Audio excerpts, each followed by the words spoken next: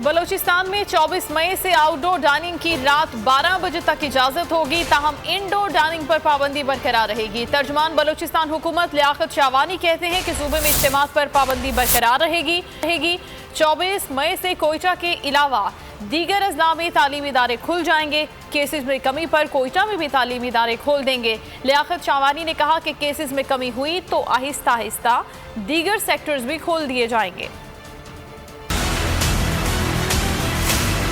24 मई से बलूचिस्तान के तमाम इस्लाम में तालीमी इदारे जो हैं वो खुल जाएंगे, मां सिवाय कोयटा। और अगर कोयटा में केसेस में डिक्लाइन मजीद आ जाती है, लोग SOPs का ख्याल रखते हैं, तो फिर कोयटा में भी तालीमी इदारे वो खुल जाएंगे। हमारे जो रेस्टोरेंट्स हैं उनकी आउटडोर डाइनिंग परमिशन ग्रांट कर दी गई है। आउटडोर डाइनिंग की इजाजत होगी रात 12 बजे तक, लेकिन इनडोर डाइनिंग पे पाबंदी रहेगी। तफरीही मकामात हैं विद स्ट्रिक्ट प्रोटोकॉल्स वो भी खोल दिए जाएंगे, लेकिन यह है कि पार्क्स, स्पोर्ट्स, कल्चरल एक्टिविटीज़ पे, दीगर तकरीबात पे, इज्तिमात पे पाबंदी आयद रहेगी।